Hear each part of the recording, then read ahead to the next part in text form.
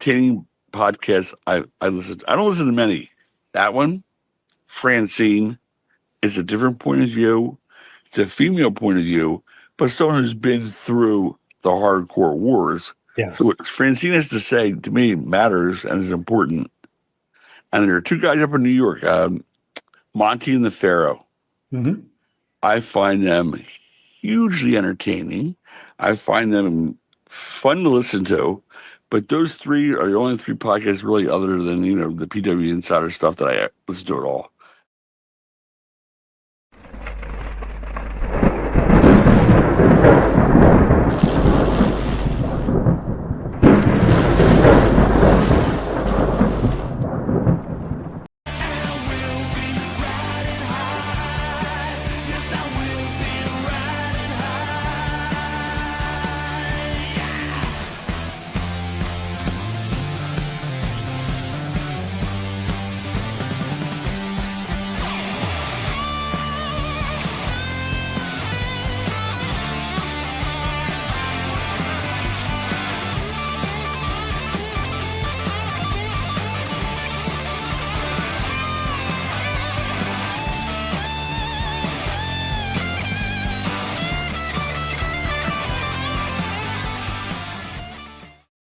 All right, welcome back to the Howard Stern of Pro Wrestling. Monty the Pharaoh on a Thursday night at 7:30. Jimmy, how are you, buddy? Fucking lovely. What's going on? Oh, no. Monty does it again. I want to remind everybody that this episode is brought to you by FanDuel, where you can bet. There's no betting. Well, we could bet basketball and baseball this week, Jimmy. What do you think? Basketball and baseball? Yeah. Okay. Not Is that what you baseball. want to do? Sorry. Basketball, Yeah. hockey. Sorry. Yeah. Well, we already know the Yankees are betting on a world championship. So. Are they really? Oh, yeah. Cashman says we're good enough. Well, we did well again last week, right? I think, Yeah. right? Denver covered 3.5. Right. Right. And Seattle, that was a close game with LA. Yeah. Unfortunately, the Rams won't be there to stop the Patriots tidal wave, but it's unbelievable, dude. Anyway, I again, I want to remind everybody we're brought to you by FanDuel, where you can go where the action is. But I'm very excited for our guest, the man who changed wrestling TV forever. I'm going to say his name, and if I fuck it up, you could chew me out, but it's David Sahadi. David, welcome aboard, sir, to the Howard Stern of Pro Wrestling. So glad to have you, man. Holy it's a pleasure to be here, and let's have some fun. I still pop that opening every single time I see that. I love the opening of your show. Pharaoh's kind of scared me right now, I have to say that, with his long hair and the shades on. It's not like when the opening. Yeah. Listen, Jimmy, when he gets angry, Dave, yeah, it's not a good thing. And I know, but two things work in my favor. I can't. Is this any better? I mean, I like the glasses on, but you're scary. Take the shades off. No, put the shades back on. No, you. please put them on. But I have some good news right now. I see he's wearing a Jets gear. My dad, Papa Lou, this was given to him when he turned 50 years old. He worked for the Jets. And as a long-suffering Jet fan, my father, who's my closest friend. Yeah, I do. It's Papa Lou's shirt. I say when they say what teams I said, it's my dad's shirt. And I got a New York Jets shirt. I have 3 of them, a jersey. And my dad passed at age 93. I don't want to go into that unless you want to. Probably make me cry. But it's 93 with Papa Lou in back. And so now Pharaoh doesn't scare me as much. Okay. Because we have a common painful bond. Yeah, it's the there's New York something Jets. much more scarier than you and I, and it's the Jets. I know. That's why I'm not as afraid of you right now, Pharaoh, because of the Jets. We have that mutual bond right now, and it's just how's it feel watching Sam Darnold in the Super Bowl? You're gonna make a video package of his Jet highlights. It'll be about 5 seconds. I know. No, actually, it's gonna be longer than that. It's gonna be 30, Pharaoh, because he had one run I remember where he ran from left to right, scrambling, ran 20 yards backwards, circled around. It was his first year. And it was about 20 seconds of him running. He ran about 50 yards and finally threw a touchdown pass at the end. It was a fluke play, a broken down play. But yeah, so that one play alone is 20 seconds. And you're right, probably 25 seconds of highlights as a Jet after that. Right. Or 5 seconds of highlight. He was seeing ghosts. That's what he was. Well, that's what I mean. We get the guy who saw ghosts, and everybody else gets the quarterback that people saw, right? Yeah. Right. David, not to get into it, but, again, on the show, we like to get a little personal. And, I noticed you mentioned that your father had passed away. You want to tell us about your father a little bit? Yeah, and there's no limits with me because I'm personal. I have no skeletons. I bring them out to play. You can ask me anything about, sex, drugs, and alcohol, and I do not care. My dad, I do care about. My dad was, he was my best friend. He was more than a father, best friend. He was my light, my mentor, my guide. And when he left us, it was so painful. It was 100 times worse than I thought. I was fortunate that Scott Tamore, I was working for TNA Wrestling at the time, allowed me to spend the last 3 months with my dad, with him at his house and just go to TV to direct the shows. But my dad was a rock star, and I wrote a book about him 2.5 years ago when he passed, called My Dad, My Dying Son, SUN. And I didn't know that, Monty and Farrah, because to me, he was just a normal dad. He would take me to Super Bowls, and I was, in my teens and, even before my teen years. And I just thought that was normal life. I'm seeing all these people that work in football, all these executives, like Tex Schramm, the Cowboys. I met Muhammad Ali in 1969 when I was 7 or 8. He came to our hotel room. So to me, it was just normal life. But when I wrote that book about my father, he was just so humble that it's like, I realized what a rock star and superstar he was during the 70s, 80s, and 90s. He not only authored 31 books, and I say author purposely because it doesn't say written. I've written 5 books. One's published by Simon & Schuster, but my dad authored 31 books, and he published monthly periodicals on wrestling. He did Pro Wrestling Scene, Pro Wrestling Illustrated, Pro Football Scene, wrestling, boxing scene, a bunch of things. So he was a workaholic. He did that for his family. So I'm going to sum it up in this way, and everybody can probably say the same thing I do. And in my opinion, my father was the greatest father that ever lived and the greatest man that ever lived as well. It was the greatest dad I could ever have, I swear. And I still talk to this day every once in a while when I talk about him.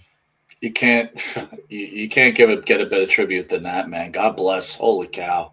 Tell me to wrestling, which is funny. I mean, my dad is. Tell me how that connection with you and your father and pro wrestling began, because I'm assuming he was watching like the old school stuff, and that's when wrestling was. Again, me and Jimmy are old enough to know that when we were growing up, like, you really tried not to talk about wrestling, right? Because people would pick on you. Well, not pick on you, but they would. It was embarrassing. Actually, go ahead.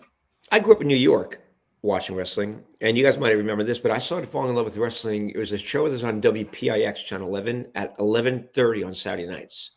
I don't know what it was called, but that's when I saw, Freddie Blassie was a manager. You had the Grand Wizard there, George Animal Steel, Hulk Hogan was just coming in there. So it was like the late 80s, early 90s before it became famous. That's when I first started watching wrestling. WPIX 11:30 on a Saturday night.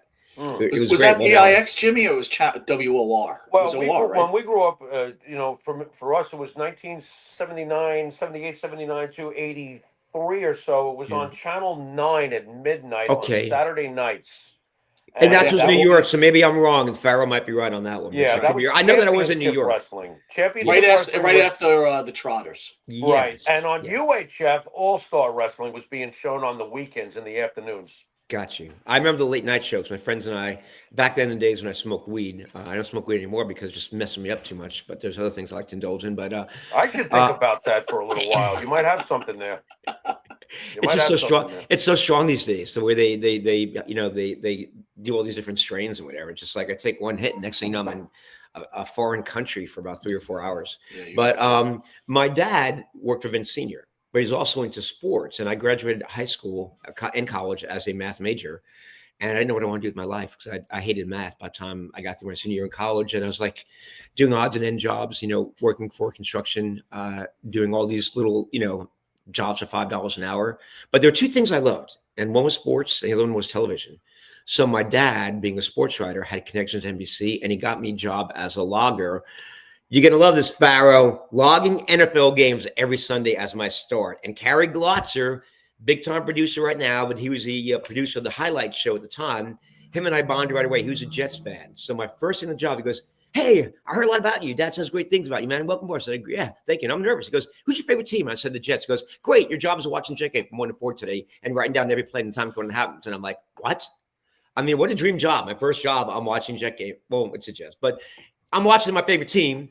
And I'm getting ready to log down the scores. So since I love what I was doing, and this is a good lesson for anybody out there that's searching for themselves and what they want to do in life, just find out what your passions are. Mine were sports, especially football and television. And when you get a job, an entry-level job in that area, you're going to love it so much that you're going to ascend like a missile. It's just going to happen so fast. And success will find you. You won't have to find it. So that 4 years at NBC led me getting to the WWE because John Filippelli worked at NBC and he went over to the WWE and he brought me along with him about 2 years later. Now, at that point, though, are you like a wrestling fan? Like, are you into wrestling or are you just into sports? I'm going to be honest right now. No, I was not into wrestling back then because I loved it before WrestleMania, like 2 or whatever. WrestleMania 1 was intriguing, but I just thought it became cartoony. I liked it when, you saw like, is this real or is it not real? So I wanted to believe that it was real, especially on that late show on Saturday nights. I really thought it was real watching that. And even when you saw some misses, just like I would justify it to my friends on like, why it was still real. And then I thought it got a bit cartoony. And then when I joined in 1992, I joined because I had a little contract dispute with NBC.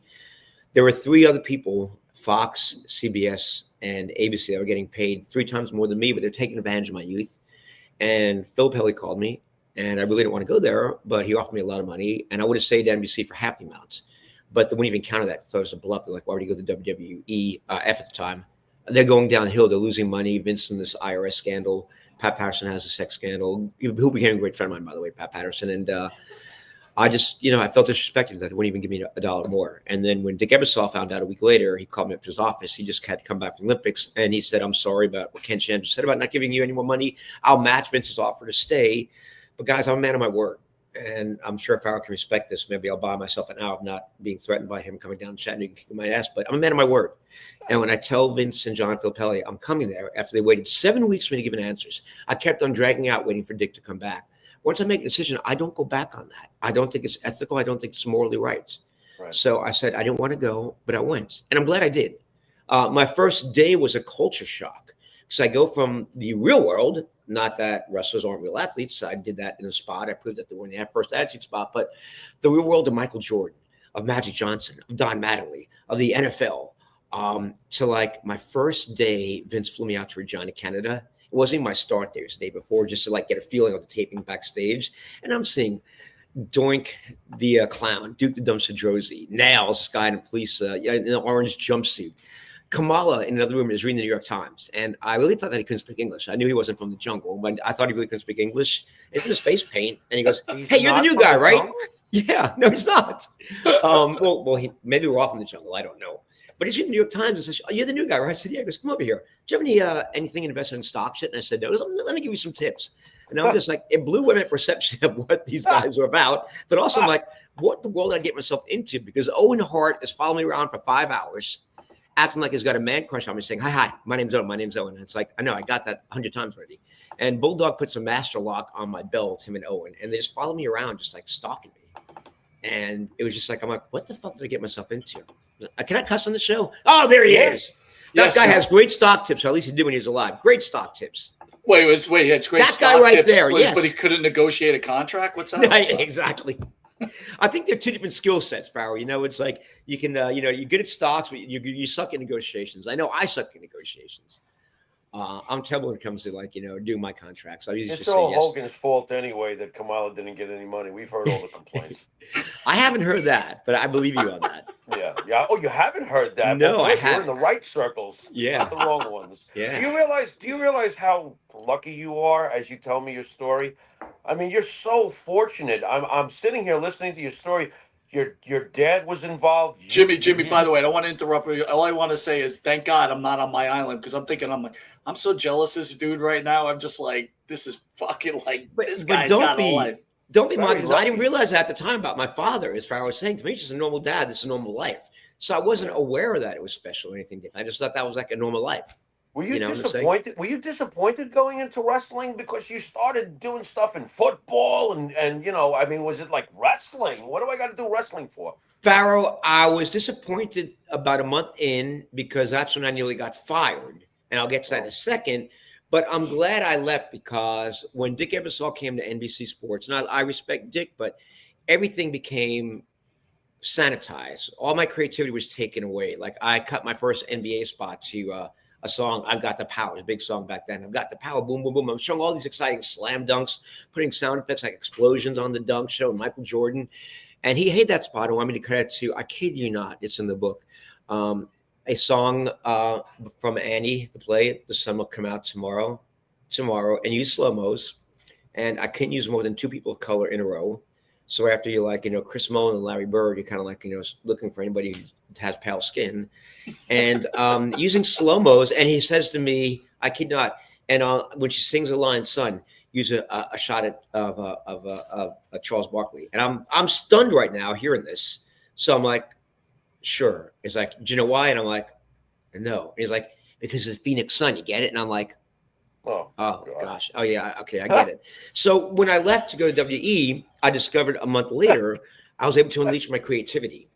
And one thing I heard, one constant frame before I get to the time I nearly got fired by Kevin Dunn in the beginning, is whenever I did something that was different, we can't do that. And I'm like, why? And it's like, we've never done that before. Now we're into 1993. And I'm like, I know, look at our ratings. I did a spot in black and white. We can't do that. Why? I've never done that before. I know, look at our ratings. That was always my answer. I did a spot where audio was like, like looped and layered and this and that. We can't do that. Why? It's out of sync. It's not out of sync. It's done by design. But we've never done that before. I know, we're doing it now. We're changing our ratings. We're changing our look. But if I can go on, John Filippelli worked at NBC. He was the lead baseball producer. He loved baseball. And that's really where his heart was. He ended up with the Yes Network. But he brought along about 20 people from NBC. And they were there for the World Bodybuilding Federation the year before. But they stayed there working for the WWF. And Kevin Dunn, I think, felt really, really bad that he was passed over for the executive producer job for this guy from NBC. So my first assignment, besides doing the local weekly promos, is to do the first opening for Monday Night Raw. And I get a phone call about a month in. Yeah, there's Kevin Dunn. Good one. We're right on that.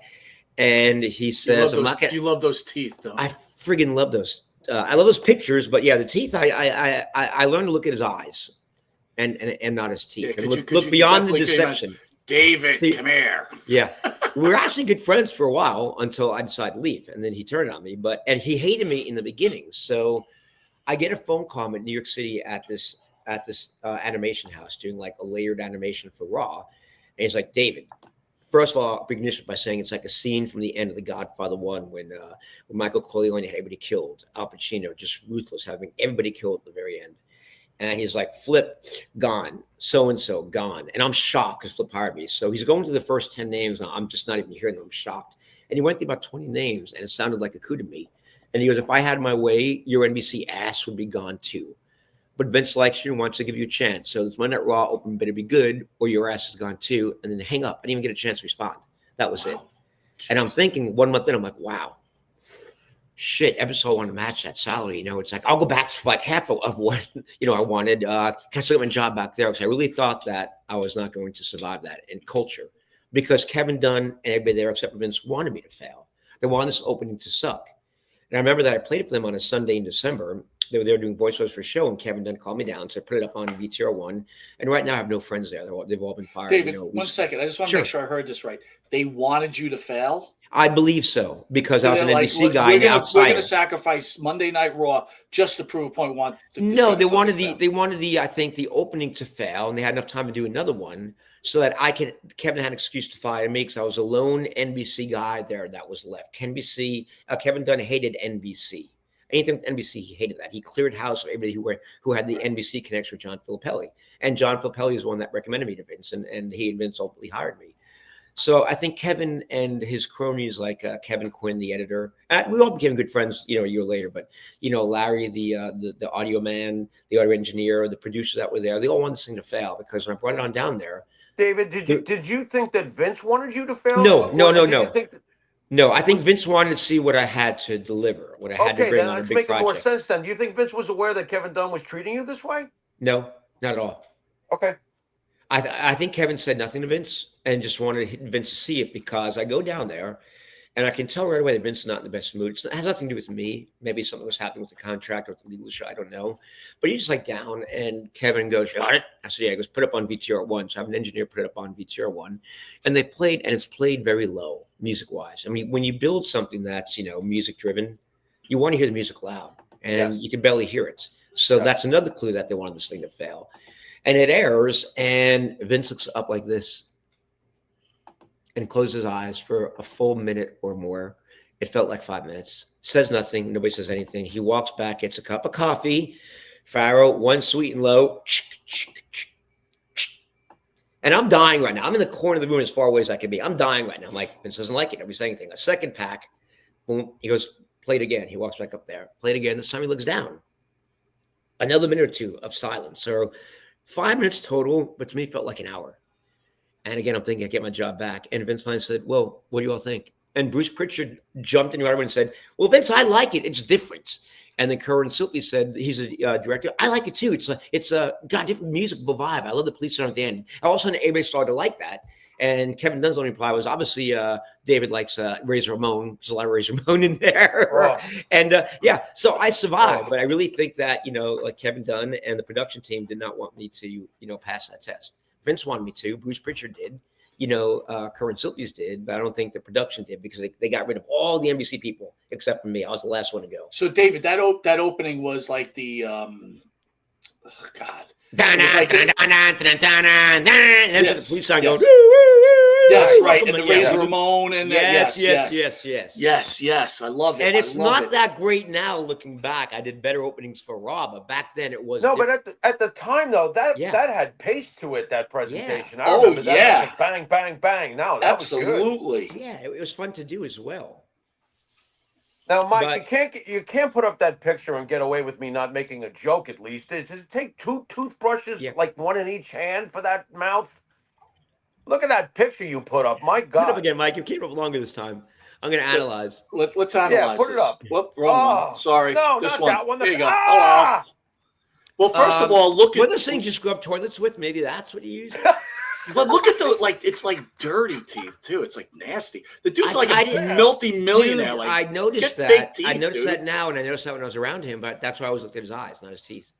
Let me ask you, David. Does Dunn not get enough recognition though for his talent? I mean, in today's wrestling, everybody talks about it's no longer the Dunn's way. It's got this Sports Center feel and the way they're doing things in the presentation, and Dunn just couldn't get out of his old school way. What were your thinkings about? I have many good things to say about Kevin Dunn. I mean, 2 really bad things. One was a start, and one was the way my career ended there. But Kevin Dunn was, I think, a brilliant producer, and he knew what was right and what was wrong. He knew how to keep Vince from making mistakes. I think Kevin Dunn was a master. He was a master in the truck as well at producing. He knew how to make decisions decisively. He was a fucking asshole to almost everybody there in production, except for a chosen few. And after I passed that Raw test and did something else, by the time January came around, I'm 3 months in, Kevin befriended me and we became friends. And he treated me with kid gloves, and so did Vince. I was like the golden boy. So I really don't have that much to say about Kevin Dunn, but he was really a talented individual. I mean, one of the best ever in the business. And the Dunn way, I thought back then was the correct way. And Kevin was evolving too. For instance, when it came time to doing the Attitude Era, Kevin was a big supporter of that. And I wrote a spot along with the help of Chris Chambers, but then I went out there and shot the spot. And so one of the athletes say, I know what you're thinking. I'm not really an athlete. I'm just a wrestler. Well, I played, center for the University of Tennessee. I played football for the Dallas Cowboys. I did this. I did that. Stone Cold says, I broke my neck, but still got up. All these injuries. You think this is fake? You think this is not real? Try lacing my boots. Boom. Attitude logo at the end. That's before you had the Attitude logo. And we pitched that spot to Vince, and Vince hated it. And Kevin Dunn turns to me when Vince leaves and goes, you know what? Just cut that spot anyway. He'll like it when he sees it. Because Vince needs to see things to feel things. He doesn't just always get somebody else's presentation of an idea. But Kevin Dunn had very good instincts. He really did. He knew how to push my buttons. And usually knew by gently and being nice, I could get more out of me than by being, mean and being yelling. Whereas other people, majority of people would just yell at him, throw soda cans at and sandwiches at. He was notorious for that. So he knew how to trigger his people. He was a good leader. He knew what you call it, the puppet master, right? Yeah, right. Yeah, strings. Yeah, and he knew my string was like compliments and like let's go out to dinner and drinks and let's have fun, this and that. He knew that always got me because when you're hanging out with Kevin Dunn and you're in his inner circle as a friend, not talking wrestling, I obviously ideas come up about what we can do, and he knew that's like what I liked, and that fed my creativity. So yeah, he knew how to. I don't want to say manipulate, because with me, I think it was kind of genuine there for a long period of time. At least I'd like to think that it was. But it's just like he knew how to navigate things at the time. That's how he was able to get John Filippelli out of there and all of his people. He survived for so long because he knew how to navigate, just like I knew how to navigate when I was at TNA. And it was mostly by just like staying away once things started to go downhill. But Kevin Dunn was very talented, and he didn't get stuck in an old pattern. He grew. I think the product today is stuck in an old pattern. I find it hard to watch, guys. I'm sorry to admit that right now, but I do. And if I can pontificate for a bit about the genre, the Attitude Era in the late 90s and early 2000s, when you're part of a real revolution, when you help light the fuse, the Attitude Era, and boom, you see it skyrocket in there, and it becomes a Monday Night Wars against Nitro. And there's real change. There's change on every level. There's change on production, the way the product is presented, the way the consumer consumes it, the way the talent acts, new characters developing, pushing the envelope every single week, doing things we never did before, breaking down barriers. And then when all that stops in like the early 2000s and becomes they use it continuity as opposed to repetition. To me, it's like cut and paste television right now. And that's like that's a cop out for like not want to take risk and dare and do things differently anymore. It looks a hell of a lot better than it did back then. But back then it was real because what was happening really was real. We were live against a competitor and we were trying to outdo each other. And when you're part of that time, to watch cut and paste wrestling 20 years later, it's kind of hard for me. Yes, it's polished. The sets look like, a primetime game show that you see on ABC or NBC or Fox, but it just seems so polished, so refined.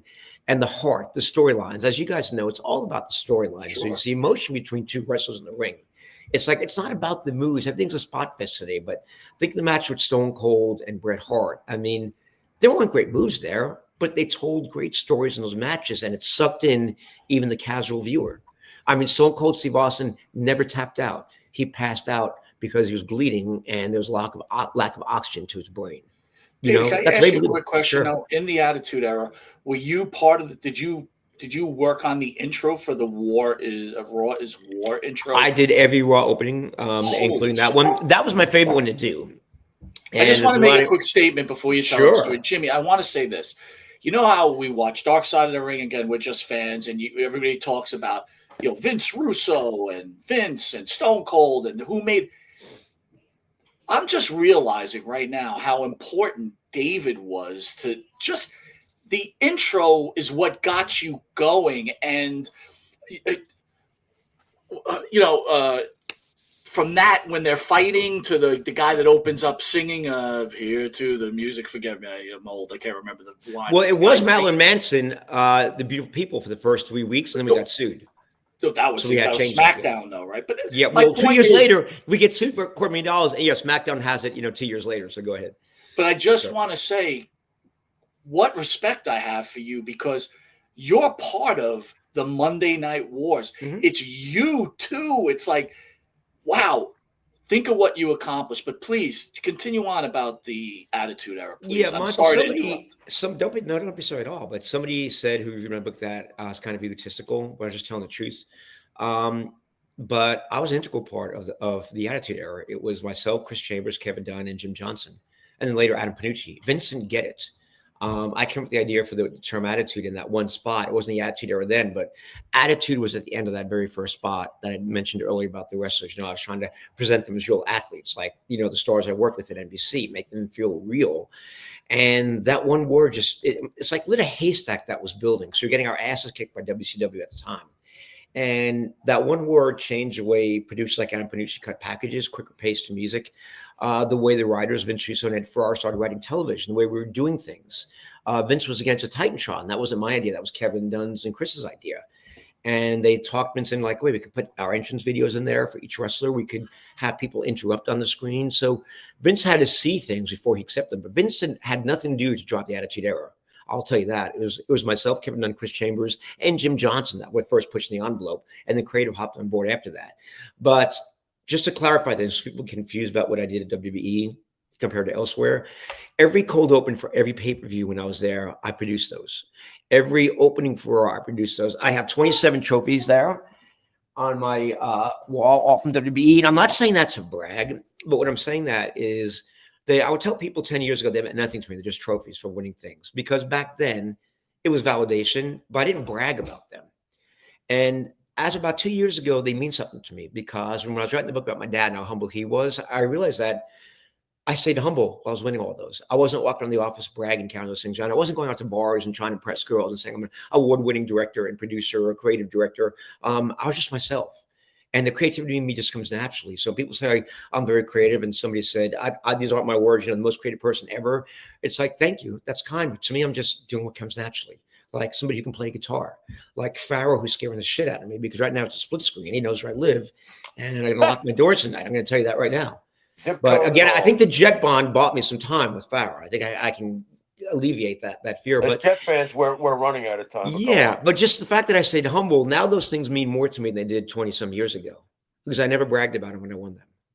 And I won 27, the nearest guy won 2. I got to ask you one thing, though. Sure.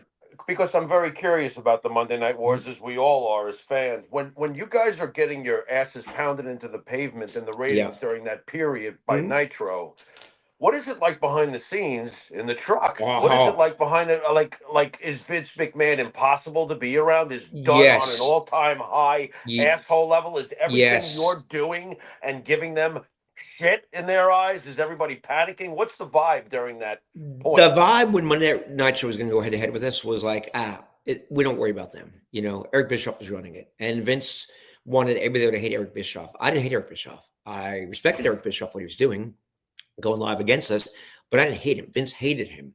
But I'll never forget, I was in the edit room because we were doing Superstars that was taped for 1 hour.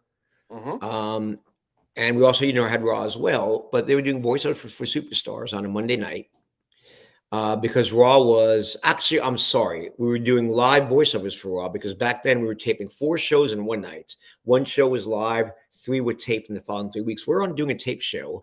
Vince is there doing the voiceover, I think with Jim Ross. And all of a sudden, like Lex Luger appears live on Nitro. And we have him in a segment coming up later on that show where he's wearing the red, white, and blue. Vince had no idea that Lex Luger was going down there. And at that point, I'm like, fuck, they're onto something. We're still beating them in the ratings. I'm like, they're onto something here. And people say who really started the Attitude Era. I said it was like a core 4 of us and expanded. It was really a collective whole. I just had that work in a promo that triggered something, but it enabled me to push my career out the box. But I would say Eric Bischoff started it in many ways because what Eric was doing, taking our guys away, doing all this kind of stuff, Vince's first response was those billionaire Ted vignettes, which I thought were friggin' horrible. And that was my task. And at first they were fun, but then they became, there he is. Yes, I remember that. I love these things. You make me pop every time. But, it's like I hated doing those billionaire Ted things at the end. We were consuming 3 or 4 days of talking about, hey, Alex, come in here, about why, what we're going to do for billionaire Ted this week. Come on in here, Alex. I want to see somebody. And so then, when we stopped doing those things, Eric's made me become creative, do things outside the box, the Stone Cold vignettes and all that kind of stuff. One friend just wants to say really hi real quickly. This is Monty and the Pharaoh. That's the Pharaoh. You can get in here and look. He's kind of scary, isn't he? It's my friend Alex, my neighbor. There's Eric Bischoff too. Yeah. But that guy's scary, but he's in New York. So Alex, if you see him tonight, lock the doors, okay? Deal. Alex is live, by the way, everybody, ladies and gentlemen, on live podcast. And thank you for your appearance. I'll give you $30 when you come back, okay? Thank you guys for that. I appreciate that. That was spontaneous. But so Eric Bischoff, by doing stuff outside the box, got me really do stuff outside the box. Just got everybody to do stuff outside the box. So I kind of like to say that lately, like Eric Bischoff was the one who started the Attitude Era. And not because I work for him right now at RAF, but just he did. He was doing things that nobody else was. So how were you able to change? I mean, like, there's so much change going on during your career, and especially during the Attitude Era. Yeah. You go from presenting it as, I mean, you must be adjusting on the fly. Now, at this point, you've gone beyond being just a fan of this stuff. You're actually studying it because you're going to present it, right? I mean, yes, a lot of adjustments on the fly, I'm assuming, as these massive changes were happening. A lot of adjustments. And I think one of the worst decisions Vince did was when Kevin Nash and Scott Hall went down there. Vince came up with the fake Deezer and fake Razor Ramon. I'm like, that's a horrible idea. Oh, God. And Vince's logic was like, well, it's like Batman. It's like Superman. They're played by many different characters in the movies, so it's just a character. It's like, no, it's a character, but it's a real person that is that character. And fans just shat on that. And I knew that they would. Fans shat on the billionaire Ted vignettes. I think the last one, when they had a match where they all died at the end, we were now Katie Koplovich, I think was the name, the head of USA Network, told us that we can't do this anymore because they became mean-spirited and personal. So that was on a pre-show for a pay-per-view. That was the last one we did. And it's just like, there's no upside to doing those billionaire Ted vignettes. Nothing except Vince, trying to get Eric Bischoff pissed off by attacking Ted Turner and not attacking Eric Bischoff. And Eric Bischoff told me later on that he laughed at those spots. And Ted Turner was amused by them as well, too. They weren't offended by him at all. So backfired. I was offended by Mike. I got to ask him, you apparently feel about the Katie Vick storyline the way I do. Yeah, I want to throw up right now thinking about that one. Can I ask you guys one question? I want to ask you guys one question. What's the upside of doing that? Because I didn't see any. Do you guys see any upside of that? Honestly, it's the only time, and I've been watching wrestling for over 50 years. It's the only time where I actually said, you know what? I don't think I want to watch this at all anymore. What is this? What is this?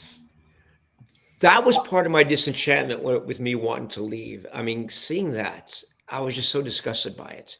And Kevin Dunn got some people together in production and says, anybody disagree with the spot? If they do, you can reconsider working. And I said, like, I disagree. I think it's offensive. I think there's no upside. I think it's disgusting. He goes, okay, that's one person's voice. Anybody else have anything to say? Nobody else had anything.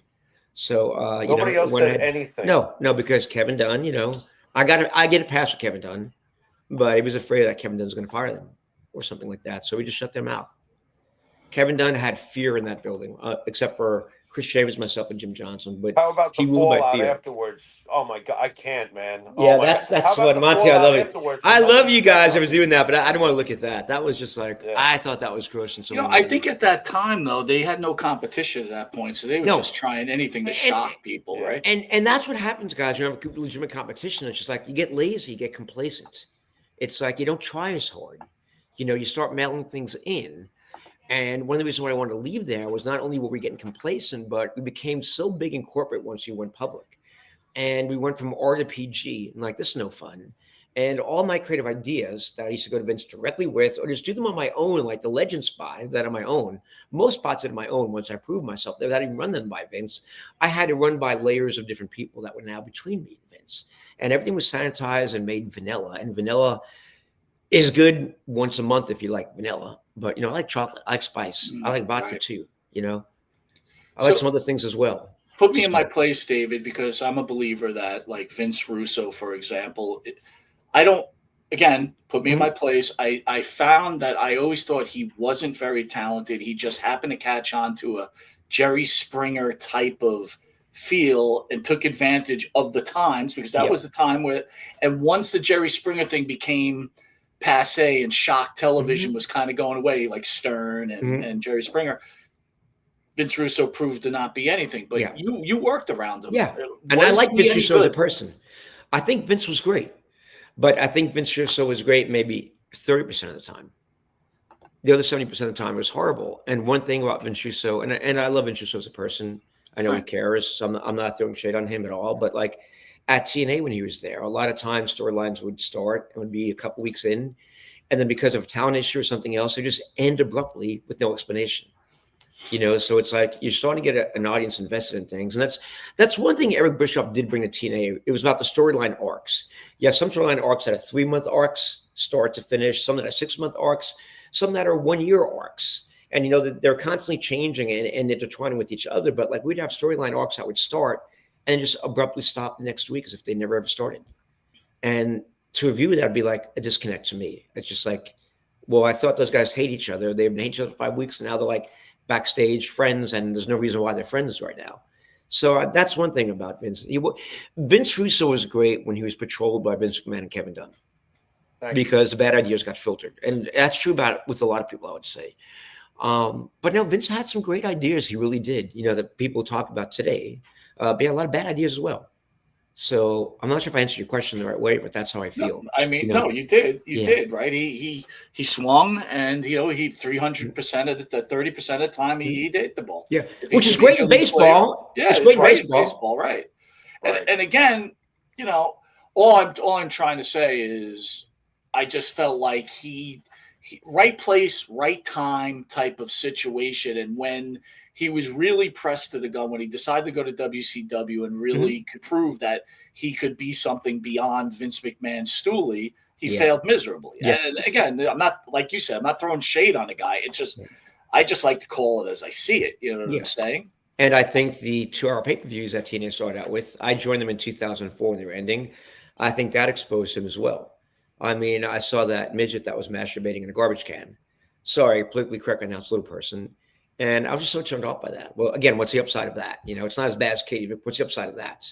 I don't get that. Another bad idea was Mae Young giving birth to a hand. I mean, that was kind of funny, though. Yeah, it was kind of funny, but it's like that's something that I forgot until now. I haven't thought about that one in 20 years. Well, a lot of unforgettable moments. I wonder what the hand grew up to be, by the way, but 2 feet and a pumpkin head. I don't know. That's a stupid ass answer. I'm sorry. My sense of humor failed.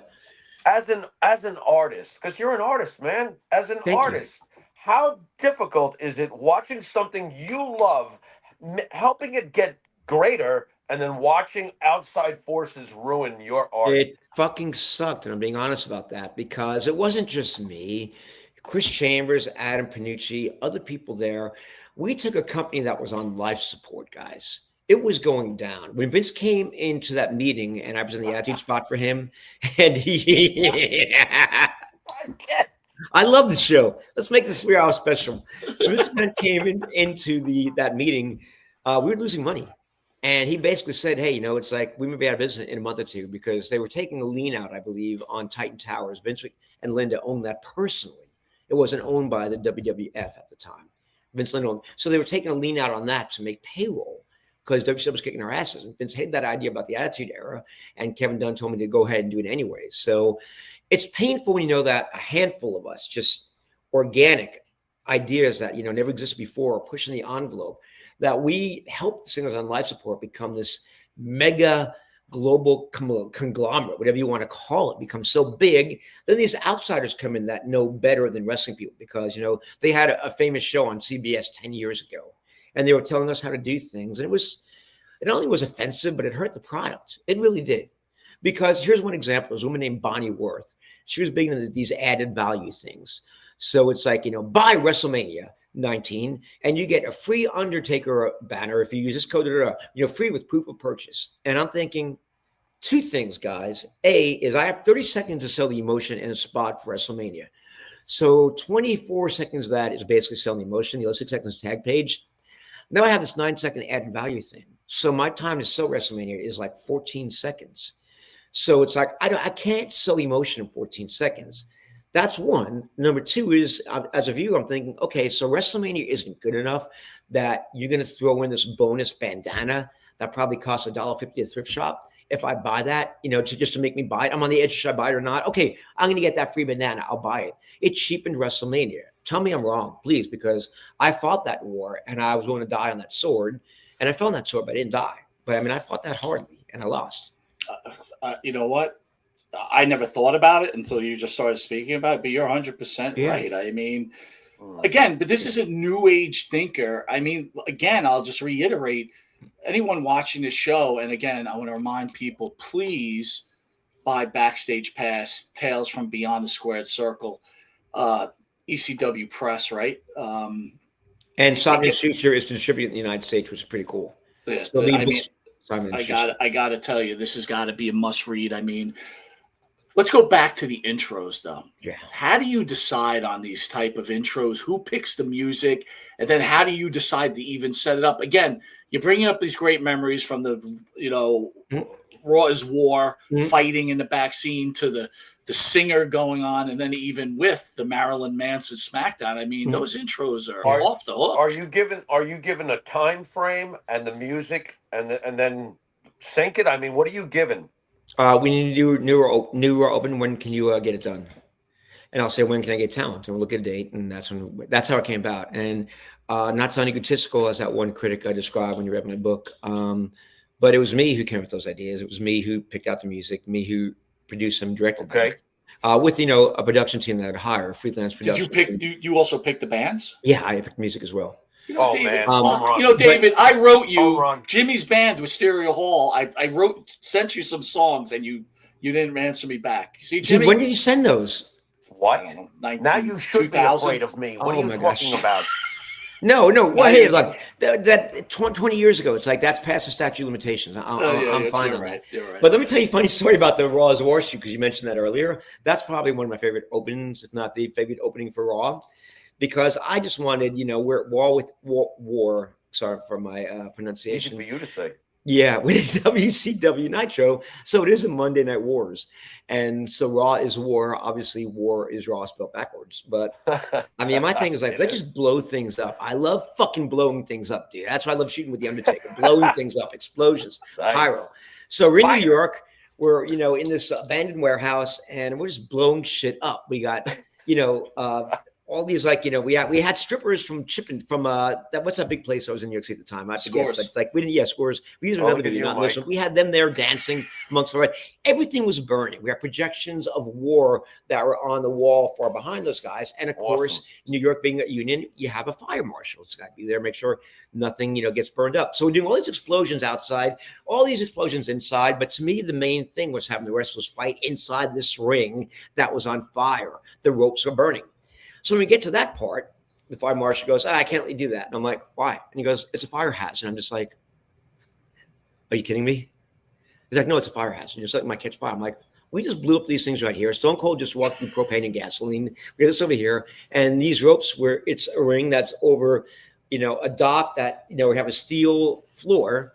One catch on fire. I'm sorry. So my producer, David and Dirk, comes over. He was a handheld cameraman for WWE at the time. And he goes, hey, what's the problem? He pulls out a wad of cash. He goes, yeah, I don't want you to light the ropes on fire. It's a fire hazard. He has 100. So you think it's a fire hazard? Yeah, 300. He goes, shouldn't we be talking a coffee break soon? 400 comes out. And he goes, yeah, actually, I haven't had coffee in a while. How long would you like me to take for a coffee break? And Dirk pulls out another 100. He goes, 5 minutes. He goes, why don't you take an hour? And he goes, you mind if I take an hour and a half? And we're like, no, not at all. He goes, thank you. I'll see you guys in an hour and a half. And so that's when we lit the ropes on fire. And it's the old school bribery, dude. Cash speaks. Eric Bischoff says cash gets controversy, but it also gets things done sometimes. And the guy comes back, and the ropes are charred black. There's a smell of burning in the air. He didn't see the ropes on fire. He's like, so I appreciate you guys listening to me, man. That's good. Like, how much more do we have to do tonight? He obviously knew what happened, but it's just he was on his coffee break, so he had an alibi. It's his bosses that, hey. He said no, but he took a break for coffee and must have done what we behind it. Yeah, what are you going to do? So when you finally show this, what is McMahon like? What is Russo like? Is McMahon like, I love it? Vince loved everything I did for the most part. He really did after I proved myself. He didn't like the ideas at times, like when I did the legend spot with Freddie Blassie, Ernie Ladd, Killer Kowalski. He questioned why while I was shooting that. And Kevin Dunn called me and said, Vince hates the idea of using the old legends. It's like, no one cares about those guys, David. Well, yeah, he's like about the new generation. But Vince understand that this was a sequel to the first Attitude spot. This was the old guard passing the torch to the new generation of wrestlers that can do things that they never did, like fly through the air and do moonsaults and things like that. Dave, can I stop you for a second? Please. Mike, that video package with the Blassie is the greatest. Oh, my God. No, I'm saying it now. That is the greatest damn package I've been watching for over 50 years. That is the one that moved me the most, and he's right. That is the bridge. Jimmy, if I'm right, that's the one with him. That's the one with him sitting in the chair, right, Jimmy? Yeah. That's the one with him sitting in a chair with the cane. Yeah. Unbelievable. Yeah, and I love Freddie Blassie, yeah. Wow. But that spot made Vince cry. You've all heard the story before, I'm sure, but that drove Vince McMahon to tears. And wait a minute, Vince didn't want it, but then when he sees Vince hated it. He hated the concept of me using. Please tell the story. Yeah. Okay, so I'm doing the shoot, and it's like I told Kevin that I wanted to do a shoot with the older guys that are around, and he said sure, and I said trust me, it's gonna be a good spot. So the spot is, I know the copy by heart. I'll only do half of it. I can still hear the echoes cheering my name. Time has not silenced the crowd. I never did this, never did that. We never flew through the air. We were men of courage, men of steel. There are men without fear. I can still hear the echoes cheer my name. And you see Ernie Ladd cheering. Waving as a crowd in the balcony dressing like 40s and 50s kind of attire is rising and standing. And you cut back and you say, nobody's there. He's just in his mind, the memory. And then a tear comes down, his eye. But today I cheer for them. I love Freddie Blassie. I did so many things with Freddie Blassie. That was just one of many. But Vince hated the idea because he couldn't understand why I was using the older wrestlers. So he comes to the studio with Pat Patterson and with Shane, and he's coming in there like this. He's waiting to like cut me a promo on why it's a bad idea. So he goes, all right, play the spot. Not even looking at me. This time we're in Jim Johnson's studio, so the music is nice and loud, guys, so you can feel it as well as just kind of hear it. And 10 seconds in, I hear Vince go, oh, God. It's like, oh, my gosh. Jeez. God damn it. And I'm thinking he hates the spot. And right when it's starting to fade down to black and the tag page starting to fade up, he leaves the room before the spot's over. And I say to Shane, Shane, what does that mean? And Shane turns to me and goes, Sahadi, you got him. I'm like, really? He goes, yeah, you got him. And guys, I've told the story before, but I'll tell it again. I kid you not. I walk outside Jim Johnston's studio, and we're in the warehouse where The Rock used to train, the people trained.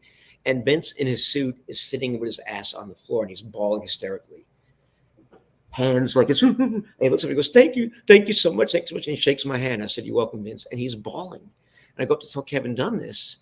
And Kevin Dunn goes, great. I told Vince that it was going to be a good spot because they have a good track record. I can't wait to see it. And then 15 minutes later, I'm walking through a different hallway out to reception. And Vince is sitting on the carpeted stairs there, still crying, saying, thank you, thank you.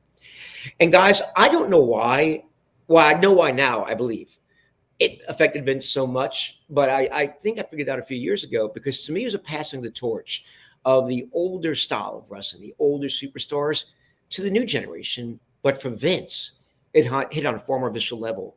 It was his father and him, Vince McMahon Sr., passing the torch to Vince McMahon Jr., and then Vince taking it to new heights that his father never did. So I think that's why it hit Vince on such a level. But a spot that he wanted to hate, he ended up loving and crying about it. And to me, I've done better spots, I think, production-wise and value-wise, but when you evoke that kind of emotion out of Vince McMahon, that has to be the favorite spot I've ever done. Of the 1,000 spots I did, that's the favorite spot I've ever done. Well, that was the power of that spot. That was what I remember was how it made me feel emotionally. And if you're connecting to just the wrestling fan at home, I can only imagine how it connected to Vince McMahon watching heroes being portrayed that to us are television heroes, but to him, he grew up around them. He was around his dad. He watched what his father did. It's just an amazing bridge. And as a fan, I could feel it. I can only imagine how Vince felt, Mike. Well said, Jimmy. Good. Mike, writing this book, I was reminded like all the great things we did. And I knew they were great back then because you're living in the moment. But to us, it's just like, all right, what's next? What's next? It's your typical job. So it's like writing that book, I realized the magnitude and the effect of the works that we all did, myself included, during that time. And it's wonderful. I mean, it was just you literally changed the industry, David. Let me ask you this. Everything. So we opened up speaking about your father and what a great man your father was. We've heard so many times that Vince was like a father figure to so many of these wrestlers. Was he a father figure to you also? You read my mind. And I think that's one reason why I was Vince's golden boy and why I got a pass on so many things with him and Kevin Dunn. Because as much as Vince loved Shane, I don't think Shane's heart was fully into, having his career be defined by wrestling. He got married. He wanted to do other things. And so I was kind of like the son that Vince never had in many ways. Or at least just say I was like Shane's twin brother, but like a different version of me. I was the emotional side, the creative side. Shane was the one who was more of the performer side. So yeah, Dave, I think Dave, I'm sorry, real quick. Don't be sorry. Is it wrong that Shane's public, basically the way fans perceive Shane is that he got a Raw deal and Vince preferred Stephanie and yada yada. But it seems to me like you're telling me that in real life, Shane wasn't fully interested in just. I'll tell you what I fully believe, Farrell, and you're spot on. Stephanie's heart was 125%. Whatever number you want to throw, that's over 100 fits. Okay. Shane's wasn't. Shane cared. Okay. Shane performed well, but his heart was divided, mostly with the product, but elsewhere too. And I think Vince felt that, and that's why he leaned more heavily on Stephanie. It wasn't because she was better or anything else. It's just that Vince knew that she really cared. 100%. Fully invested. Yeah, fully invested. And we all, when you work there, that's one thing, you have to be fully invested or you're gone. I became less fully invested toward the end when it became corporate. But yeah, I mean, Vince, he wants you fully invested because he is, and he would expect nothing less of anybody else. Continue on how he treated you as that second son, please. I can almost do no wrong. And it's always the attaboys, always good to see me until I gave my notice. And, then the last 4 days, because Vince thinks I only gave him a week notice, but then I gave a month notice or more. Kevin Dunn manipulated that. Then he wouldn't even look at me. But I mean, Vince would have these Friday meetings for a couple of years, Friday afternoon every week. And I'd go to Vince's office alone before he went to the gym and I went to the gym. And he's like, what do you got me this week, David? And I'm just like, I pitched him an idea, like the Royal Rumble spot with the takeoff on Field of Dreams, the cornfield with the Amish and the little people running through there. And the way I pitched for, I just took that. I'm like, so Vince, you got this? And boom, boom. And I think Vince liked the pitch just as much as the idea. And whether he liked the idea or not, he still loved the pitch. So Vince and I really loved that half an hour or however long it was, that casual Friday afternoon meeting, just him and I alone. And, he gave me special treatment. I had unlimited budgets when I wanted to do things. I stayed at the finest hotels. I would stay in California for 8 days for a shoot because I would go out there on a Friday for the location survey.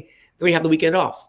Then Monday we're doing the pre-setting, and then Tuesday and Wednesday we're shooting, and Thursday I'm doing the film tape transfer and flying back the following Friday, staying at the W in Westwood, at the finest hotels, unlimited budgets. Vince never looked at my budgets, never even cared about my creative unless there's something very important. So I mean, you couldn't have been treated any better. I know there's so much bad stuff that's said about Vince, and I'm not denying any of that. The salaciousness, the scandals. I'm not denying any of that, but I didn't see any of that.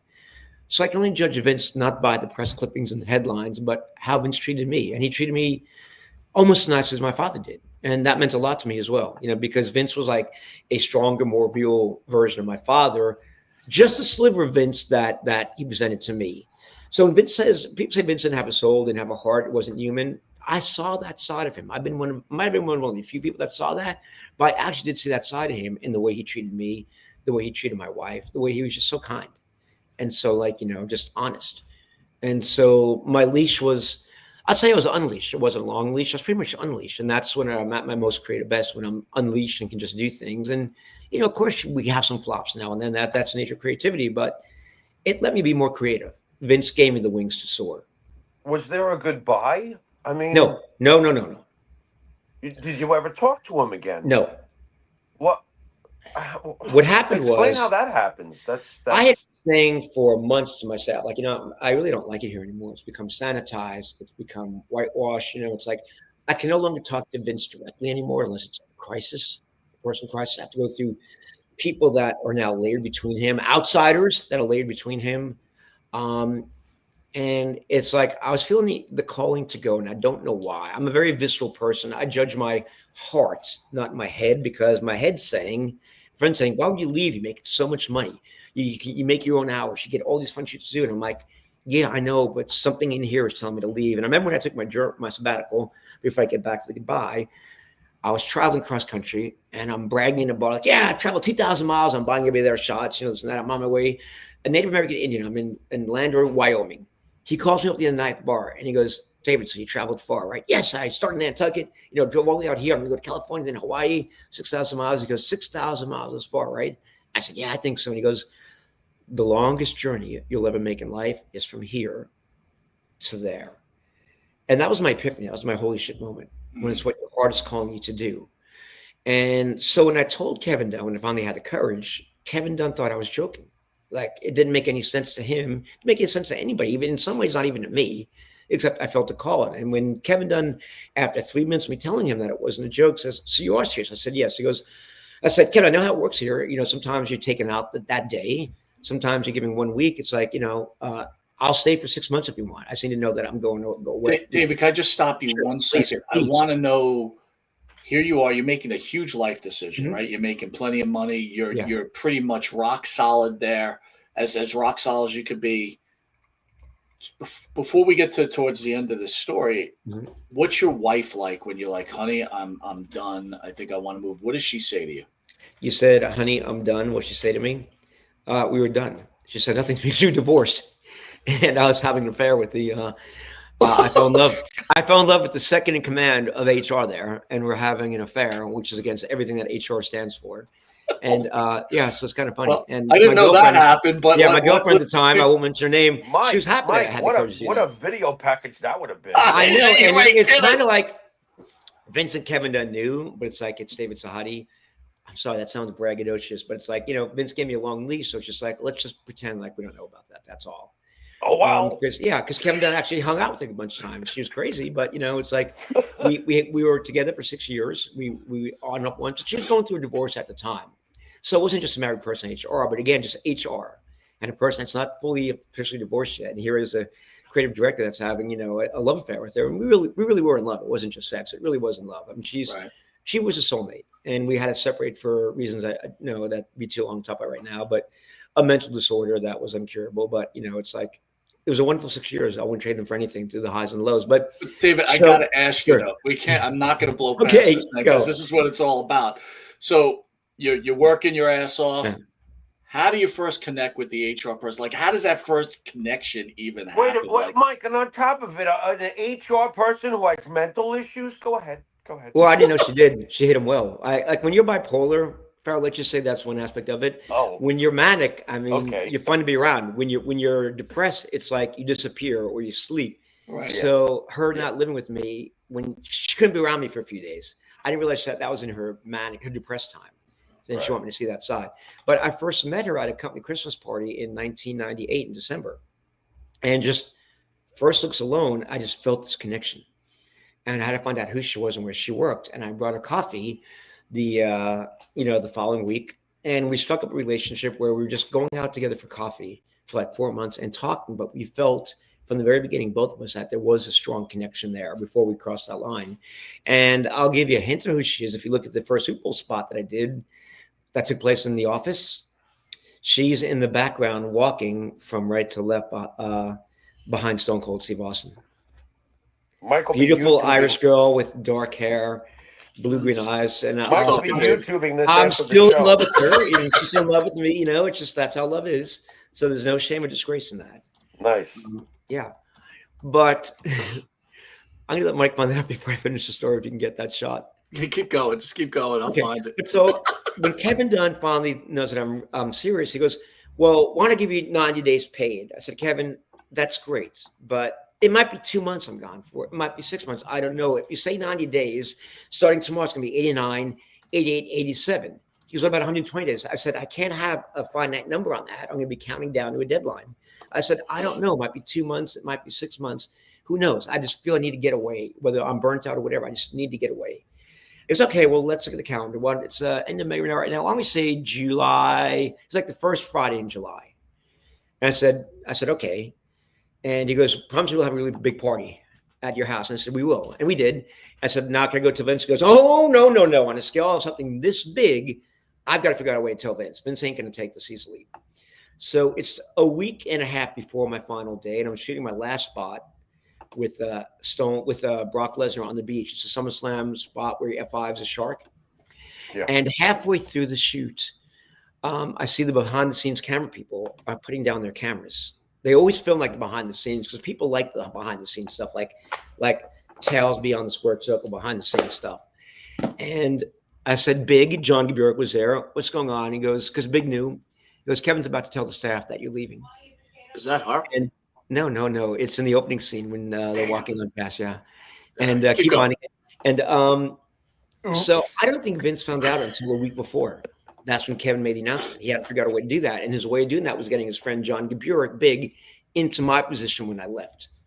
As Kevin Dunn justified to me when I came back, my role was too big for one person. I was too good. Bullshit. So Big is going to manage the department, and Barry Bross going to be the creative end of the department. So two people are going to replace me. So I don't think Vince, in his mind, knew about it until a week before, or even just a few days beforehand. So he probably didn't think that I was mulling this over for a long time. And, hey, Farrah, I just had this thought. Are you ready? This is a deep one. Vince probably felt betrayal on my part because he only had a few days' notice. Because here I am, the one person that he did everything right by. Yeah. It's going to make me want to cry right now. I'm feeling Vince right now. I'm the one guy that he did everything right by. Nothing wrong. I never saw his dark side. Just treated me the best that he could. And the one guy that he treated right is the one guy who walked away from him. Yeah. That must have fucking hurt. Gosh, and you like a son. I'm sorry, guys. I don't want to. I'm an empath. I can feel what Vince must have. I don't want to embellish it, but that's an E2. That's an E2 Brutus. Sorry. That's probably Vince probably felt, wow, the one time I did everything right, and he left. Yeah. So Vince is a person. I mean, As I said earlier, I've seen that human side. Yeah, he's a person. Yeah.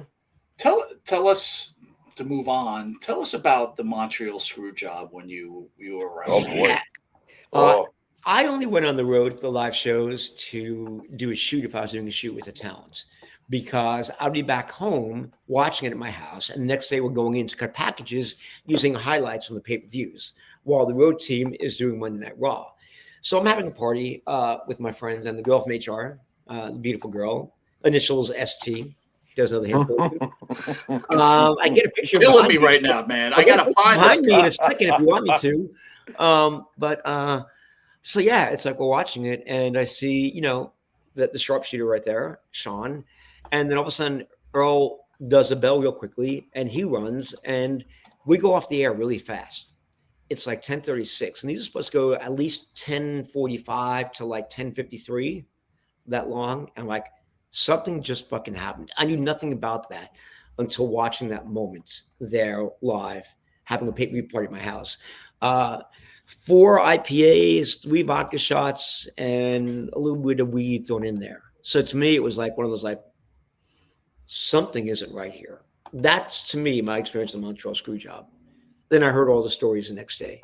And I saw the tapes of Bret Hart, which didn't air, where he's doing the WCW, which later aired documentaries and spitting on Vince and all that kind of stuff. But I knew that something was fishy right there. Dave, is that you with her? No, I don't have gray hair like that. It's a joke. I got it now. I got it now. All right, I got to find it. Keep going. Jesus Christ! Now. But fortunately, he didn't have that internet problem back in those days. He was unleashed, Michael. Google the Super Bowl spot. I'll Google it right now on my phone if you want me to. Yeah, I went. I put first WWE 1999. Yeah, 1999 WWE Super Bowl commercial. Check out Sherlock Holmes in the lower right-hand corner. I love it. Folks. Oh, God. I am failing miserably as a producer right now. But we're having fun. And this is everything about having fun. This is why I never succeed in the WWE. All right, hold on here. Well, I'm not good at with tech either. Just if that makes you feel any better. David, if I can get this in, why don't you talk to me about the basically, in my opinion, the Beatles as far as the soundtrack to the WWE. Talk about Jimmy J. Jimmy Hart? No. Jimmy J. Oh, Jimmy Johnson. Sorry. Yeah. And we called him Double J sometimes as a joke. I love Jimmy to me, he's the Beatles, for God's sakes, with the stuff that he wrote for that company. I loved working with that guy. And he's very talented, very creative. He is part of the Attitude Era as well. He was in that meeting. He's one of the core 4 because, his sound, music is emotion as well. And Farrell, you say that spot with the legends, you felt that on an emotional level. Yeah. That weird day in Regina, my first day there, when I'm seeing all these characters and clowns and people that escaped prison and guys from the jungle, Vince calls me in his little makeshift office there and says, David, what we do here, everything is about emotion. And he was talking about the matches and telling a good story, like I mentioned earlier with the Stone Cold and Bret Hart match, the Iron Man match. But I took that to do everything that I did, every single commercial, every single pay-per-view opening. I wanted people to feel something, whether it was laughter and, comedy, or whether it was like something really deep and profound, whether it was sad, whether it was anger. I always want to make some people feel something. And if I feel like they didn't feel something, then I failed. And there were many times that I failed. But I always try to evoke an emotion. Even with the crazy Freddie Fellini cold opens I did with Freddie Blassie, there were 2 of them where there's like black and white to take off on Federico Fellini, the director, the Italian director way back in the day who did the silent films.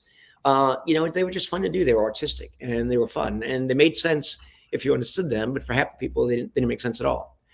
A lot of the work that I do also, Farrell, while Sherlock Holmes is trying to find this video, is I would write a lot of things about human nature and just put wrestling pictures to that. I would say half my awards that I won were about that. For example, WrestleMania 19, the commercial that was voiced over by Tony Roberts. He was an Emmy Award-winning actor on television. He was in a lot of Woody Allen movies. It starts out like this. We are all mortals. Our bodies, though strong, cannot define time. One day we will die. What matters most is a legacy we leave behind. So in the beginning of that spot, I'm showing talent that are like, in the locker rooms there at Tropicana Field, in the dugout, elsewhere, in moments of contemplation. Kurt Angle's like, rocking back and forth on a staircase. And at the end, it ends up like, only those who dare to chase dreams will only catch them. Only those who dare to rise above horizons. Only those who dare to fly, able to see beyond horizons, blah, blah, blah. Has nothing to do with wrestling, but you put wrestling pictures to that. That makes sense. Wow, that's a great wrestling video. That's a great wrestling commercial. So half my work is about the human experience, about going through adversity and how you come out of it, how you handle life situations. Because I'm very spiritual deep down, not in a religious way, but just in a way of living, in the way I treat people with kindness. It's in everything I do. And my creativity is driven from that. It comes from that. It's derived from that as well. So I always want people to feel something whenever I do that. Not to call any particular wrestler out, but your job, part of your job was obviously to enhance what they're selling. Yeah. Was there any wrestlers that you were ever like you might have dreaded, like, oh crap, Steve Blackman, how am I going to make him interesting? Now I just threw out poor Steve Blackman, and he was great, but never mind. Was there any? No, there's some guys. Yes, none come to mind right now, but I remember like Vince had an idea for these characters and they didn't work, and I executed his idea. They were my ideas, but it's just, they didn't work. Like the ones with the edge, they wanted him to be like a Jim Morrison type camera reading poetry with candles all around him. And that's what we shot. And I'm like, this is crap. It doesn't feel authentic. So I shot a bunch of B-roll. I had a long trench coat that went down to my ankles. And Adam Copeland is like way taller than me. So I think it just barely touched his knees. But we shot this B-roll of him like running down streets, like peering here or there and there on the subway system, doing all this kind of stuff for B-roll. And I'm like, fuck this candles and poetry stuff. We had a female voiceover do minimalistic lines like, you don't know me, or whatever. And we use this B-roll. So that was me taking a bad idea and making chicken salad chicken shit. And I presented that instead of the candles and the poetry readings. And we shot both on the same night. It just is that, the B-roll ended up being a blessing in disguise.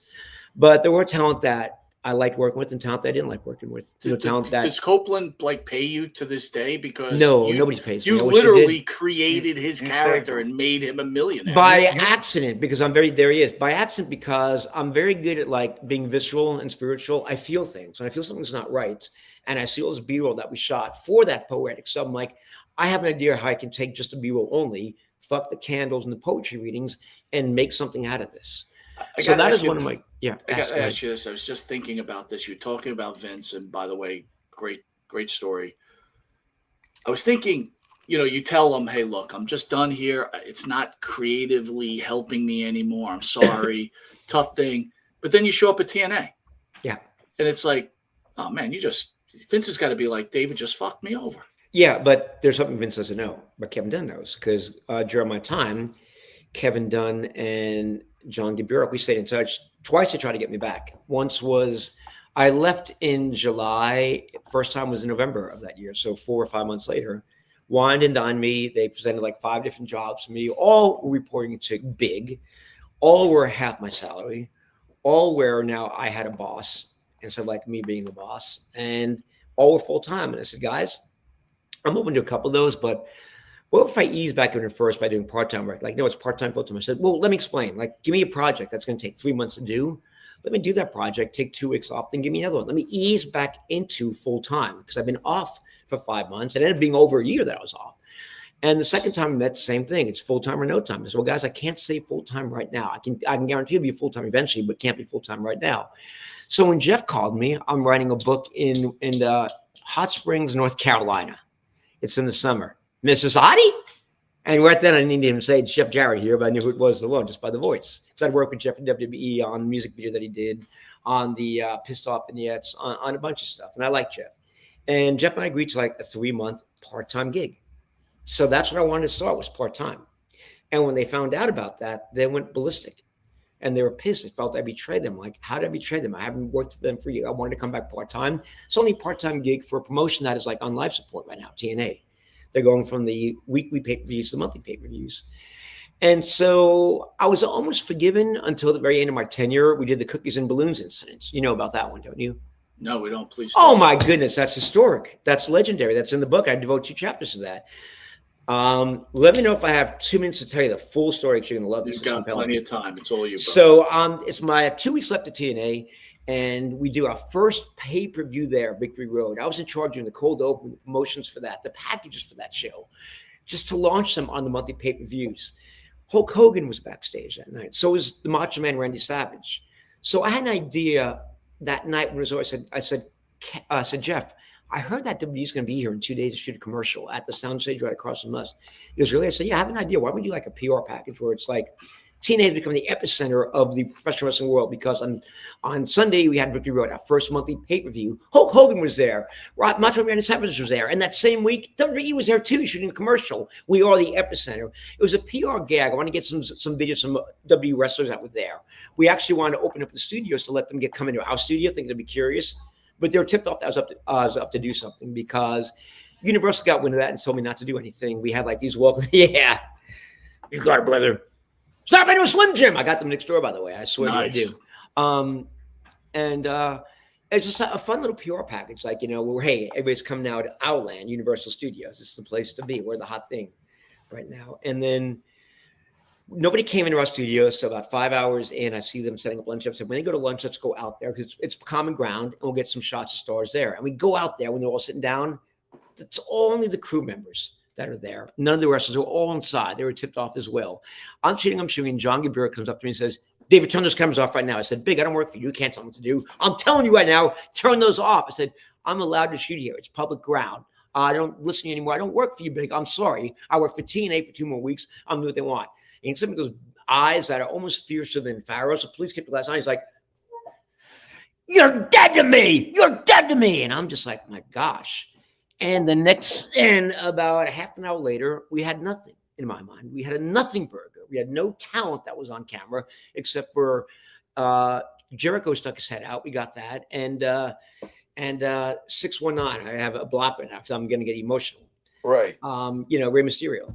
And that's it. And so this PA comes over to me and says, Vince and Big want to talk to you right now. And I said, sure. Where? And I said, in that studio. And I said, can I come with Abyss and Shane Douglas? Because I was afraid right now. I'm not going to go in the studio, alone and like, no, just you. And I said, well, I'm not going there alone if I can't bring 2 guys with me just to have my backup. So tell Vince that we'll meet on common ground somewhere. And I swear I'll even sign a paper that I will not record anything. We'll have a talk. She goes back there, relays message, come back, and they said, they're not going to meet you, but in that footage airs, they're going to sue the ass out of you and TNA. That was the threat I got. And the next day, Barry Bross calls me up and he's cussing so hard at me, like, fuck you. You almost ruined this, you almost ruined that. I said, Barry, he wouldn't even listen to me. He hung up the phone on me. He cussed me out. And like, I felt so bad. I started crying. And then my 2 weeks ends. I go back to my dad's house and I told my father what happened. He goes, I hope they don't take it out on me. I said, Pop, I'm sure they're not going to take it out on you. I'm sure they won't. It's like you were working for Vince Senior beforehand. He goes, yeah, I know, but I need that monthly paycheck because back then, and you're going to get me hot right now, guys. Like it's coming right now. You're going to get real heat. Back then, my father is reduced to Social Security and this Legends paycheck from Vince McMahon, $3,000 a month. And I found out from, I almost said the guy's name, but I don't want to because he still works there, a friend in the inner circle who's one of the 4 that I mentioned as part of the Attitude Era, that, hey, it's like he's the one that tipped me off as well about this, that they hold a meeting in Kevin Dunn's office. Big, Kevin Dunn, him, 2 other people. How do we get back to Sahadi for what he did? Well, how can we? He doesn't work here anymore. And somebody said, I think it was John Gabira, let's hit him where it hurts. Let's stab him in the heart. Let's take away his father's paycheck. Let's convince Vince to do that. So my dad got his paycheck and I saw him kissing it and like making a prayer on the ground. You want me to see that? That meant the life to him. And 3 days later when Kevin Dunn called, I listened in. Lou, Kevin. Hey, Kevin, how you doing? Good, man. I just want to say, I got some bad news for you and I hate giving good people bad news. Yeah, right. It's Kevin Dunn. But the company is losing money. Yeah, right, lose money. So we have to take away your father's paycheck. We have to take away your Legends paycheck. I'm sorry. And my dad with grace said, well, thank you, Kevin. It was great working for Vince and for his father, and let Vince know that. And he goes, I sure will. And he hung up the phone, and I was irate. I'm like, fuck them, dude, because if you fuck with my father, you're fucking with me. My dad, they took away his fucking paycheck to get back at me. I mean, how cold and ruthless can you fucking be to do that? So I called Jeff the next day, and I said, Jeff, I want to come back to TNA. Want me? He goes, yeah. I said, I'll be there on Monday, the first Monday in January, and I'm going to get your TV deal too. And 4 months later, we got a TV deal on Spike TV because I was passionate to get back at them for what they did to my father. And we got that deal because they were leaving Spike to go back to USA Network. And Spike was pissed, but I knew Kevin Kay, the president there. And, Kevin Kay knew me, and that's what broke the ice. Because they were afraid of listening to the professional wrestling promotions. Like, David, are you really with these guys right now? I said, now I am full time. And we got a TV deal on Spike. And we started airing spots for TNA in Raw during Spike's commercial time. There's nothing we could do about that because they were leaving. And they complained about that. And they said, well, guess what? You're leaving Spike to go to our competitors. So we can promote our competitor that's starting once you leave. But all that happened because they tried to fuck with my father to get back at me. So it's kind of ironic because you can say in many ways, if that never happened, TNA might not have gotten that deal on Spike TV. But that made me go in there 100%. I mean, how low can you go? That is Mike Johnson. You all know who he is, a PW Insider. Yep. When I told him that story, he said that Big and Kevin Dunn always treat him fair. What they did to my dad was pure evil. And he fell for me and for my dad. He said it was just pure evil what they did. And I don't know a better way to describe that, but it was. My father. He's in his 80s right now. That's how you get back at me. Fucking shame on you. And double finger to both those guys right now. I'm sorry. Did you ever feel like you wanted to call Kevin Dunn and go, "What the fuck are you doing, dude"? No, the best way to get revenge is just to fucking make the competitor really become real and be stronger. I'm not saying I did it on myself. I don't want to sound egotistical, but it made me give every ounce of creative energy I had, every thought I had for the show, everything Did you feel like Vince knew they were going to do that to your father? No, I believe that Vince signed off on that. But I don't believe Vince came up with that idea at all. I think Vince would have been happy, just like, let it go. I never worked there again. Again, they wanted to get back at me. I have no doubt about that. Why was your dad getting that? He worked for Vince Senior. He did the Monday night reviews. Correct me if I'm wrong, guys, but in New York City, Madison Square Garden, I think Vince Senior ran a show every 3 weeks on Monday night at the Garden. Yes. And my dad was a writer who wrote about the event, the results, what happened, and then his stories got picked up by the AP and Reuters. And got spread around the nation. Then with WWE, when Vince Senior took over, he was the guy that tried to legitimize it whenever we had a Lawrence Taylor there or a Mike Tyson there. He'd get all the sports writers. Lou, why do you want to go there? It's fake. Yeah, but this is, Mike Tyson, it's so-and-so. There's a good story here. So he's doing that kind of PR work for Vince Jr. And he deserved that legend check. He probably deserved twice that. He did not deserve that legend check being taken away from him. Not at all. No, I just, part of me feels like, wow, Vince Jr.'s loyalty to people who got him where he was, still paying your father $3,000 a month, which is pretty nice. Mm-hmm. And then on the other hand, for a guy like Kevin Dunn going, well, you know what, fuck this guy. We're gonna teach David and his father a lesson, right? Yeah. Let me give Vince a pass here. What's that? Let me give Vince a pass here, Vince McMahon. I'm the one that he did everything right by, and I left him in his mind. This is his perspective. And now I did this to them and his entire top tier staff is saying we have to get back to Saudi by doing this. So I think Vince just said, fine. I think he was divorced from emotion at this time. I do. Well, I truly, after you telling this incredible story, I really feel like Vince feels like his son fucked him over. Yeah, he probably does. And I didn't. I don't feel as though I did. Because again, we shot a nothing burger there. I mean, there were no talent that was there. I think in the emotion, again, who am I? Mm-hmm. But I think in the emotion, he's angry over it. But if he really knew what his foster son David was like, he knew he was driven on art. And you know what? If he wasn't being fed internally the way he felt, that's the way he's going to go. Yeah. I think if Vince looked at that now, he would probably think differently. You know what I'm saying? So too. And that was my effort to hurt them with the cookies and balloons, because Abyss was going to have, the balloons. Tracy was going to have the plate of cookies. We're going to welcome WE to our world, but we couldn't do that. But it was just like, it wasn't to hurt them. It was just like, do this goofy thing like, hey, TNA is now the evolution at Universal Series of the professional wrestling world these days. It was just a way of putting us over, not knocking anybody down. Because I really believe in this. Go ahead. Go ahead. Terry Taylor told me this once, and it's who I am. He said there are two ways out of the tallest building in town. One is to build it. The other way is to tear the taller buildings around you down. And I'm a builder. I don't tear things down. I didn't mean to hurt WWE by doing that. I meant to help TNA. And that's a big difference in my mind. When you said to your father, how dare they do this to you? Was your father like, don't worry, David, it's fine? Or was your father like, I didn't let my dad see my anger and my emotion. Wow. I said, don't worry, Dad, I'm going to go back there. I'll take care of you. I'll help you. So I give my dad $3,000 a month. Was your father I'll tell you what, too, it's the greatest. Well, my father's proud he wouldn't take it, so I hide it from him. I'll give it to him. I wouldn't give him anything and say, son, can you help me out for a bit? Some bills came up, and I'd help him out then. He was living in Boca Raton amongst the richest of the richest, but my mother screwed him over in divorce. A lot of things happened. And, he was late 70s, early 80s, so book deals are drying up then. And that was his sole source of income. So it's just he only had Social Security coming in and that Legends check. But that Legend check meant everything to him. Yeah. That's $36,000 a year. It's a lot. On top of Social Security, yeah. Jimmy, sorry I cut you off. What's going on, Jimmy? No, it's good. It's all good. It's the greatest return served, though. Look, their lowly action led to our guest's response, and quite honestly, the Spike TV days were the greatest days in the history of TNA. So that's a hell of a return serve, and it is. Basically, you got to apply your craft simultaneously. Well done. Yes, thank you, Farrah. And think about this. I think in 2007, 2008, when we were at our highest, we were getting a 1.6 rating for months, and that translated into over 2 million viewers, 2.5 million viewers back then. I mean, what did AEW get on their first show? So we really were a legit kind of an alternative to WWE back then. And then the whole thing happened with Jeff getting neutered. With Joe's and AJ Styles and the established stars to go with him. Whether it was Sting, Kurt Angle. My cat's ass live on television. Well, my cats are normally around when I do these things, but for some reason they're hiding. Oh, there's one right now. I think it's sunglasses, Pharaoh. But David, I want to respect your time. We're going to hit you something with called the Pharaoh's Final Question. Sure. Jimmy Pharaoh, Unscripted. Again, what an honor it is to have you on the show. Please remind everybody where they can get this incredible book. What stories you could tell, buddy. Go ahead. Well, it will be in bookstores everywhere on March 10th, but the important thing the publisher wants, ECW Press and Simon & Schuster, to do pre-sale. So if you can just Google that book, that name, you'll find that you can buy it at Simon & Schuster's website. You can buy it at Amazon.com. You can buy it at ECW Press. There's a lot of places you can buy that book and purchase that book. And dude, I'm telling stories that aren't even in this book. There's so many more stories I can tell. One thing I kept out of this book, guys, is nothing salacious and drugs and sex. Because I didn't want to go there, but I can go there.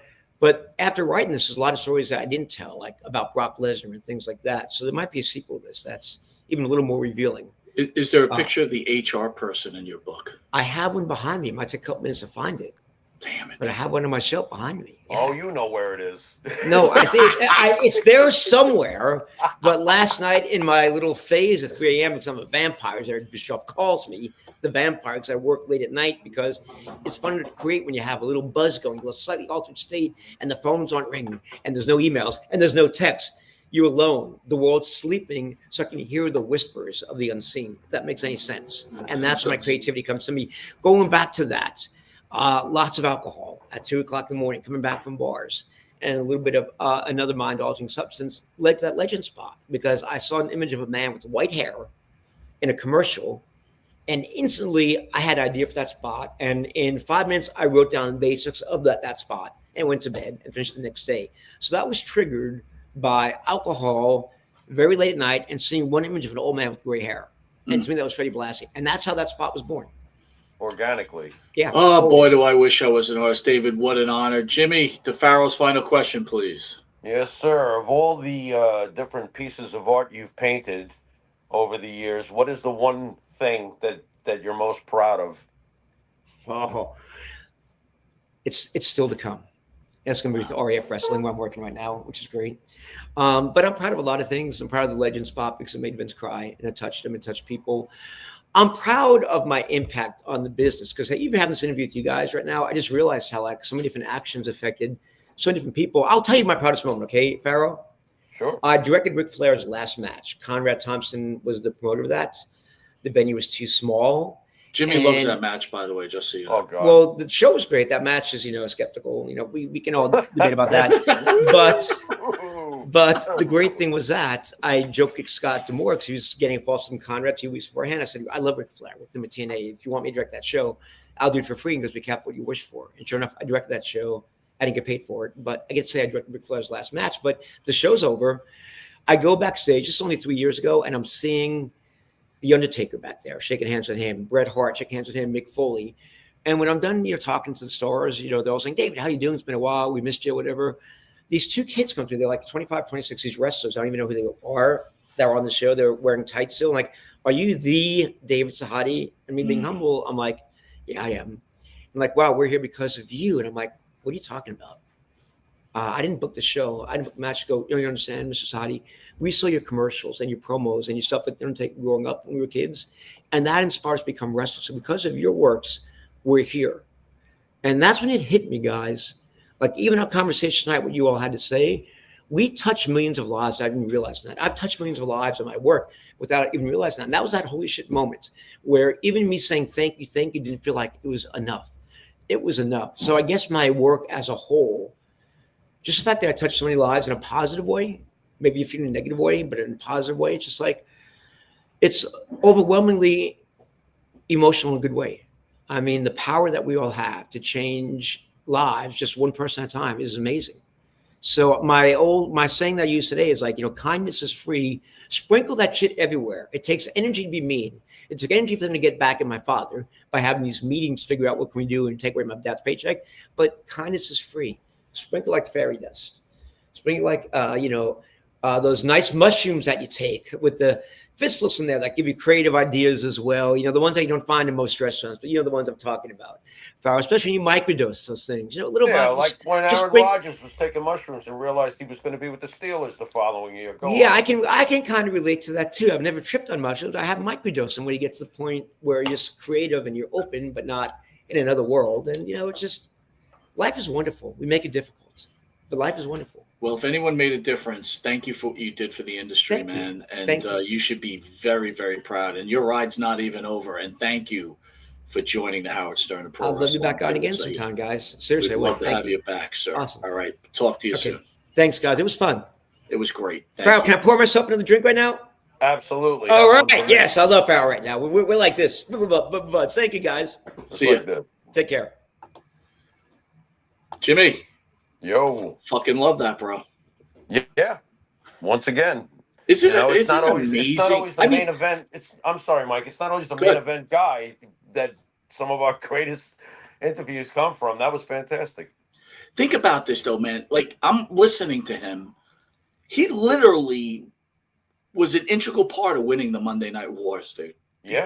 Like, you know, everybody talks about Vince, Stone Cold, right? Obviously, but this is a major player in this whole game.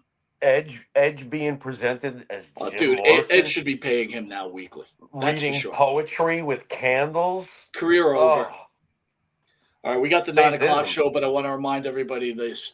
David Sahadi, the man who changed wrestling TV forever, Untold Story. Get that book. Jimmy, you got a copy. I got a copy. We can read it together and hold hands. What do you think? No, I'm not going to hold hands, but if you need somebody to turn the page, ask your wife. Cat! I want to remind everybody, Monty and the Farrell, the Howard Stern Pro Wrestling, brought to you by FanDuel. Jimmy, Super Bowl odds. Seattle, -4.5. What are you thinking? I'm thinking I hate this matchup because I'm suffering. I got the Patriots and Darnold. Fantastic. Mike, this is a rough one for me. I'm afraid that Vrabel will find a way to get to him. That's why I wanted the composure of Stafford. So I'm concerned. Well, here's the thing. Mike. We lose either way, Jimmy, because guess what? If New England wins, we hate it. And if Darnold wins, you hate it. So we lose. I don't hate it for Darnold. I'm actually afraid that Darnold will get rattled with Vrabel's game plan. That's why I want Darnold to win. I mean, we don't win either way here, but I definitely will take the much lesser of two evils. I would much rather see Sam holding the trophy going, I knew we had a quarterback. I said it back then. Whatever. Well, I'll see you at 9 o'clock, big guy, all right? Yes, sir. See everybody at 9 o'clock. Again, what a great interview. Really enjoyed that, man. Severely enjoyed that. Later.